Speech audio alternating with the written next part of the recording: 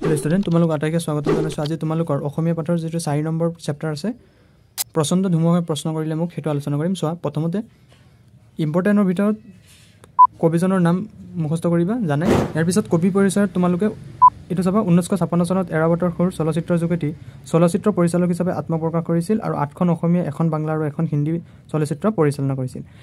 এনেকৈ কুৱেশ্যন আহিব, এৰাবতৰ সুৰ কিমান চনত আহিব পাৰে বা কোনে পৰিচালনা কৰিছিল সেইটো আহিব পাৰে। ইয়াৰ পিছত চোৱা, প্ৰতিধ্বনি, লতিঘটি, শকুন্তলা, চিকমিক বিজলী, চিৰাজ, ইয়াৰে যিকোনো এটা মেনশ্যন কৰি দিব আৰু ক'ব কোনে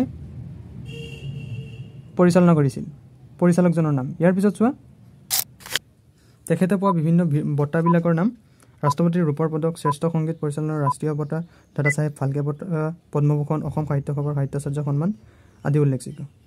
আৰু তেখেতে ভাৰত ৰত্ন সন্মানো পাইছিল। ইয়াৰ পিছত চোৱা, এতিয়া আমি কুৱেশ্যনখিনি আলোচনা কৰিম। ইয়াৰ লগতে তোমালোকে শব্দাৰ্থ বা টোকাখিনি ভালদৰে চাই ল'বা। এইখিনিৰ পৰা পৰীক্ষাত যিকোনো কুৱেশ্যন আহিব পাৰে। মুমূৰ্ষ চাবা, মৃতপ্ৰায়, সত্তা, অস্তিত্ব বা উপস্থিতি বা বিদ্যমানতা। এতিয়া আমি কুৱেশ্যন আলোচনা কৰিম। প্ৰথম কুৱেশ্যনটো হ'ল চমু উত্তৰ দিয়া। কবিয়ে কাক সংকীৰ্ণতা এৰি দি পূৰ্ণ বিশালতা দিবলৈ আহ্বান জনাইছে? কবিয়ে আকাশক সংকীৰ্ণতা এৰি দি পূৰ্ণ বিশালতা দিবলৈ আহ্বান জনাইছে। চোৱা, কবিৰ প্ৰাপ্যকিতাক সুধি কোনে প্ৰশ্ন কৰিছিল? কবিৰ প্ৰাপ্যকিতাক সুধি প্ৰচণ্ড ধুমুহাই প্ৰশ্ন কৰিছিল। কবিৰ বিশাল দৃষ্টি কোনে দিলে? কবিক বিশাল দৃষ্টি কোনে দিছিল? মহাকাশে দিলে। মুমূৰ্ষ মানৱক জীৱনৰ বিদ্যুৎ কিঞ্চিতো যদি দিব পাৰোঁ, ইয়াত বিদ্যুৎ শব্দই কি বুজাইছে? ইয়াত বিদ্যুৎ শব্দই জীয়াই থকাৰ প্ৰেৰণা বা শক্তিৰ কথা বুজাইছে। এতিয়া চোৱা 9 নম্বৰ কুৱেশ্যন। প্ৰচণ্ড ধুমুহাই কবিক কি প্ৰশ্ন কৰিছিল? প্ৰচণ্ড ধুমুহাই কবিক প্ৰশ্ন কৰিছিল যে তোমাৰ প্ৰাপ্য কি কোৱা। ইয়াৰ পিছত চোৱা 2 নম্বৰ কুৱেশ্যনটো, ব্ৰজই কবিক কি কি দিলে? বজ্ৰই কবিক উদাত্ত কণ্ঠ আৰু সাহসৰ মুক্তি দিলে। ইয়াৰ পিছত চোৱা 3 নম্বৰ কুৱেশ্যন, কবিয়ে সঁচা উদাৰতা কথাষাৰেৰে কি বুজাব বিচাৰিছে বা খুজিছে? উত্তৰ, কবিয়ে সঁচা উদাৰতাৰ কথাষাৰেৰে বুজাব বিচাৰিছে যে সংকীৰ্ণতাৰ পৰিধি ভঙা মানৱিক উদাৰতাৰ কথা বুজাইছে আৰু কবিয়ে কৈছে যে নিজৰ তাত থকাখিনি আনক বিলাই দিয়া মানে সঁচা উদাৰতা। ইয়াৰ পিছত চোৱা 4 নম্বৰ কুৱেশ্যনটো, কবিয়ে কিহৰ দ্বাৰা দিগন্ত কঁপাবলৈ মন মেলিছে চমুকৈ বুজাই লিখা। উত্তৰ, কবিয়ে বজ্ৰৰ কণ্ঠৰে ধুমুহাৰ শক্তিৰে গীত গাই দিগন্ত কঁপাবলৈ মন মেলিছে। কবি ডক্টৰ ভূপেন হাজৰিকা হৈছে গীতিকাৰ। তেওঁ প্ৰকৃতিৰ পৰা যেনে আকাশ, ধুমুহা, বজ্ৰ আদিৰ উপাদানবোৰ বিচাৰিছে। এই উপাদানবোৰৰ জৰিয়তে কবিয়ে মানুহক জীয়াই থকাৰ শক্তি বা প্ৰেৰণা দিব বিচাৰিছে। কবিয়ে বিচাৰিছে তেওঁ দানৱৰ সমাজত মানৱতাৰ জয়গান গাবলৈ। সেয়ে কবিয়ে বজ্ৰৰ দৰে নিৰ্ভীকতা আৰু উদাত্ত কণ্ঠেৰে মানৱতাৰ বাবে গীত গাই দিগন্ত কঁপাবলৈ মন মেলিছে। ইয়াৰ পিছত চোৱা 5 নম্বৰ কুৱেশ্যনটো, কবিয়ে কলিজাৰ সঁচা মূৰেৰে সিক্ত কৰি কাৰ সমাজত কি গীত গাবলৈ সাজু হৈছে? উত্তৰ, কবিয়ে কলিজাৰ সঁচা সুৰেৰে সিক্ত কৰি দানৱৰ সমাজত মানৱৰ বাবে গীত গাবলৈ সাজু হৈছে। 6 নম্বৰটো চোৱা, আকাশ, ধুমুহা আৰু বজ্ৰক কবিয়ে কি কাৰণে প্ৰণিপাত জনাইছে বহলাই লিখা। উত্তৰ, কবিয়ে মুমূৰ্ষ মানৱক পুনৰ সজ্জীৱিত কৰিবৰ বাবে আকাশ, ধুমুহা আৰু বজ্ৰপাতক শতবাৰ প্ৰণিপাত কৰাৰ কথা কবিতাটিত উল্লেখ কৰিছে। তেওঁ বিচাৰে যে ধুমুহাৰ দৰে প্ৰচণ্ড শক্তি লাভ কৰি সমাজৰ উত্তৰণত সেই শক্তি প্ৰয়োগ কৰিবলৈ আৰু আকাশৰ বিশালতাৰ পৰা তেওঁ উপলব্ধি কৰিছে যে পৰিধি ভঙা এক মানৱিক উদাৰতা। বজ্ৰই দিয়া উদাত্ত কণ্ঠ আৰু সাহসৰ যুক্তিৰে যেন কবিয়ে মানৱ সমাজত মানৱতাৰ জয়গান গাবলৈ বিচাৰিছে, কবিতাটিত তাৰেই প্ৰয়াস কৰিছে। মৃতপ্ৰায়ৰ দৰে মানৱক যদি কবিয়ে জীৱনৰ কিঞ্চিতমান জীয়াই থকাৰ প্ৰেৰণা দিব পাৰিব বুলি আকাশ, ধুমুহা আৰু বজ্ৰক প্ৰণিপাত জনাইছে। 7 নম্বৰটো চোৱা, ব্যাখ্যা কৰা। বজ্ৰৰ গৰ্জনে বক্ষ উজাৰি ক'লে তোমাৰ কাম্য কি কোৱা? মই ক'লো বজ্ৰ তোমাৰ শক্তিশালী উদাত্ত কণ্ঠটি দিয়া। উত্তৰ, উক্ত কবিতাভাষীৰ দ্বাৰা বজ্ৰৰ শক্তিশালী উদাত্ত কণ্ঠ যে কবিৰো কাম্য তাকে বুজাব খোজা হৈছে। কবি মানুহৰ প্ৰেমিক। সমাজৰ কলুষতা, অমানৱীয়তাই কবিক ব্যথিত কৰে। সকলো মলিনতা নোহোৱা কৰিবলৈ কবিৰ দুৰন্ত ইচ্ছা, কিন্তু তাকে কৰিবলৈ বহু কিবাকিবিৰ প্ৰয়োজন যি নিজৰ মাজত নথকা যেন কবিয়ে অনুভৱ কৰিছে।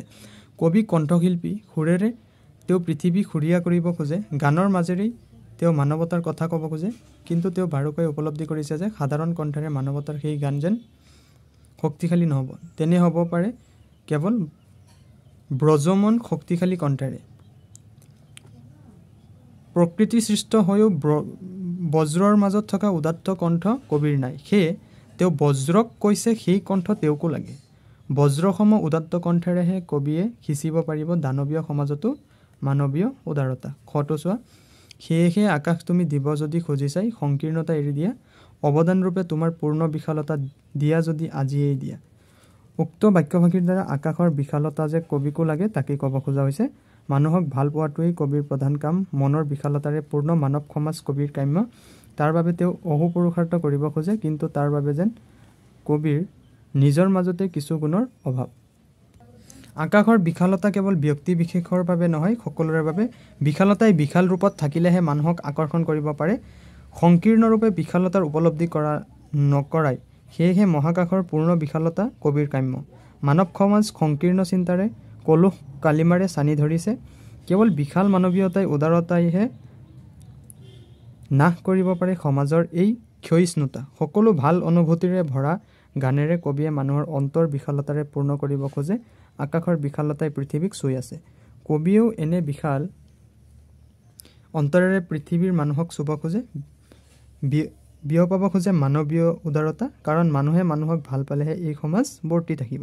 গড়টো চোৱা মহাকাশে দিলে মোক বিশাল দৃষ্টি আৰু ধুমুহাই প্ৰচণ্ড শক্তি। বজ্ৰই দিলে মোক উদাত্ত কণ্ঠ আৰু দিলে সাহসৰ মুক্তি।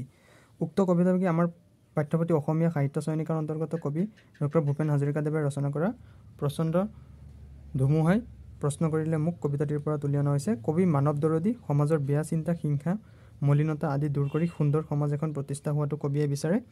কিন্তু এয়া হ'বলৈ যে কবিৰ কিছুমান গুণ নিজৰ মাজত নাই, যি প্ৰকৃতিৰ অন্যান্য উপাদানৰ মাজত আছে। সেই গুণবোৰ নিজৰ মাজত আহৰণ কৰিব পাৰিলে কবিয়ে কাংক্ষিত মানৱ সমাজখন পাব পাৰে। সেয়ে তেওঁ প্ৰকৃতিৰ সেই সমূহ উপাদানৰ পৰা গুণবোৰ বিচাৰিছে। কবিৰ একান্ত ইচ্ছাক নেওচিব যেন নোৱাৰিলে আকাশ, ধুমুহা আৰু বজ্ৰই, কিয়নো কবিও একে প্ৰকৃতিৰেই সন্তান। কবিৰ প্ৰাৰ্থনাক আঁকোৱালি লৈ মহাকাশে কবিক প্ৰদান কৰিলে পূৰ্ণ বিশালতা। ধুমুহাই দিলে প্ৰচণ্ড শক্তি আৰু বজ্ৰই দিলে উদাত্ত কণ্ঠ আৰু সাহসৰ যুক্তি। এই উপাদানবোৰেৰে কবি হৈ পৰিল প্ৰচণ্ড শক্তিশালী, যাৰ সহায়ত দানৱীয় পৃথিৱীত তেওঁ সিঁচিব পাৰে মানৱীয়তা। ইয়াৰ পিছত চোৱা ঘ নম্বৰটো। মুমূৰ্ষ মানৱক জীৱনৰ বিদ্যুৎ কিঞ্চিতো যদি দিব পাৰোঁ, আকাশ, ধুমুহা আৰু বজ্ৰক তাৰ বাবে প্ৰণিপাত কৰোঁ। উত্তৰ উক্ত কবিতাভাগি আমাৰ পাঠ্যপুথি অসমীয়া চয়নিকাৰ অন্তৰ্গত কবি ডক্টৰ ভূপেন হাজৰিকাদেৱে ৰচনা কৰা প্ৰচণ্ড ধুমুহাই প্ৰশ্ন কৰিলে মোক কবিতাটিৰ পৰা তুলি অনা হৈছে। উক্ত কবিতাভাগিৰ দ্বাৰা প্ৰকৃতি প্ৰদত্ত শক্তি বিভিন্ন উপাদানৰ পৰা লাভ কৰি কবি যে সেইবোৰৰ প্ৰতি আকৃষ্ট হৈ পৰিছে তাকেই ক'ব খোজা হৈছে। মানৱ সমাজ আদি কলুষতা, মলিনতাৰে দানৱৰ সমাজলৈ ৰূপান্তৰ হৈছে। সমাজহে মানৱৰ, কিন্তু মানৱীয়তা যেন লুপ্তপ্ৰায়। সমাজৰ এই স্খলনে কবিক চিন্তিত কৰি তুলিছে। মৃতপ্ৰায় মানৱীয়তাই পুনৰ প্ৰতিষ্ঠাৰ বাবে কবিৰ মন হাহাকাৰ কৰি উঠিছে। কবিয়ে সমাজত প্ৰতিষ্ঠা কৰিব খোজা এই কাৰ্যৰ বাবে তেওঁক যে বহু কিবাকিবিৰ প্ৰয়োজন, সেই সকলো যাৰ ওচৰত আছে সেইবোৰ হৈছে আকাশ, ধুমুহা আৰু বজ্ৰ। আকাশৰ বিশালতা, ধুমুহাৰ প্ৰচণ্ড শক্তিৰে, বজ্ৰৰ উদাত্ত কণ্ঠ আৰু সাহসেৰে কবিয়ে মানৱ সমাজত সুন্দৰতা সিঁচিব খোজে। কবিৰ আকুল আহ্বানক নেওচিব নোৱাৰি প্ৰকৃতিৰ প্ৰদত্ত ক্ষমতাসমূহ সংশ্লিষ্ট উপাদানবোৰে কবিক দান কৰে। কবিয়ে প্ৰচণ্ড শক্তি, উদাত্ত কণ্ঠ আৰু সাহস আৰু আকাশৰ বিশালতাৰে সমাজত প্ৰতিষ্ঠা কৰিব খোজে উদাৰ মানৱীয়তা। মৃতপ্ৰায় মানৱক উজ্জীৱিত কৰিব খোজে তেওঁ আশাবাদী। সেয়ে ধুমুহা, বজ্ৰ আৰু আকাশে তেওঁক নিজস্ব বৈশিষ্ট্যসমূহ প্ৰদান কৰি শক্তিশালী কৰি তুলিলে। সেই আটাইবোৰলৈ কবিয়ে আন্তৰিক কৃতজ্ঞতা প্ৰকাশ কৰি প্ৰণিপাত জনাইছে। ইয়াৰ পিছত চোৱা ভাষা বিষয়ক।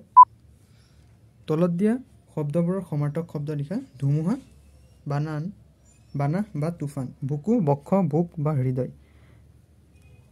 কাম্য, আকাংক্ষিত বা প্ৰাৰ্থনীয়। সংকীৰ্ণতা, ক্ষুদ্ৰতা। বিশাল, সৰ্ববৃহৎ আৰু ব্যাপক বা দানৱ, অসুৰ বা দৈত্য। প্ৰণিপাত, প্ৰণাম বা নমস্কাৰ বা সেৱা। সিক্ত, তিতা, ভিজা, সেমেকা। পিছত চোৱা 6 নম্বৰ। তলত দিয়া শব্দকেইটা কি কাৰণে মূৰ্ধন্য ন হৈছে লিখা। কণ্ঠ। এই গ্ৰামাৰ ছেকশ্যনটো মই ধুনীয়াকৈ পঢ়াই দিম, তথাপিও তোমালোকে এইখিনি জানাই হয়তো। কণ্ঠ চোৱা। ত বৰ্গৰ বৰ্ণৰ লগত যুক্ত হ'লে দন্ত্য ন মূৰ্ধন্য নহয়। কণ্ঠ শব্দটোত মূৰ্ধন্য থৰ লগত লাগি থকা কাৰণে দন্ত্য ন কি হৈছে, মূৰ্ধন্য ন হৈছে। চোৱা পূৰ্ণ। একেটা পদযোজক ৰি, ৰ আৰু মূৰ্ধন্য খৰ পাছত দন্ত্য ন কি হয়, মূৰ্ধন্য ন হয়। পূৰ্ণ শব্দটোত ৰৰ পাছত ন থকা কাৰণে দন্ত্য ন মূৰ্ধন্য ন হৈছে। প্ৰচণ্ড ত বৰ্গৰ বৰ্ণৰ লগত যুক্ত হ'লে দন্ত্য ন মূৰ্ধন্য নহয়। প্ৰচণ্ড শব্দটো দৰ লগত লাগি থকাৰ কাৰণে দন্ত্য ন কি হৈ গৈছে, মূৰ্ধন্য ন হৈছে। সংকীৰ্ণতা। একেটা পদত থকা ৰি ৰ আৰু মূৰ্ধন্য খৰ পাছত দন্ত্য ন কি হৈছে মূৰ্ধন্য ন দন্ত্য ন কি হৈছে মূৰ্ধন্য ন হৈছে সংকীৰ্ণতা শব্দটোৰ পাছত থকা কাৰণে দন্ত্য ন কি হৈছে মূৰ্ধন্য ন হৈছে প্ৰণিপাত একেটা পদতে থকা ৰি ৰ আৰু মূৰ্ধন্য খৰ পাছত দন্ত্য ন মূৰ্ধন্য ন হয় প্ৰণিপাত শব্দটোৱে ৰৰ পাছত থকা কাৰণে দন্ত্য ন কি হৈছে মূৰ্ধন্য ন হৈছে 7 নম্বৰ কোৱেশ্চনটো তলত দিয়া শব্দকেইটা কি কাৰণে মূৰ্ধন্য খ হৈছে লিখা মুমূৰ্ষ আৰু দৃষ্টি মুমূৰ্ষু মুমূৰ্ষ হৈছে অ আ ভিন্ন অন্য স্বৰবৰ্ণৰ পাছত থকা প্ৰত্যয়ৰ দন্ত খ কি হৈছে মূৰ্ধন্য খ হৈছে দৃষ্টি হৈছে ত বৰ্গৰ বৰ্ণৰ লগত যুক্ত হলে দন্ত খ মূৰ্ধন্য খ হয় খণ্ডি ভাঙিব দিছে দিগন্ত দিগযোগ অন্ত সৰ্বকা সৰ্বযোগ আকাশ সংকীৰ্ণ হল সমযোগ কীৰ্ণ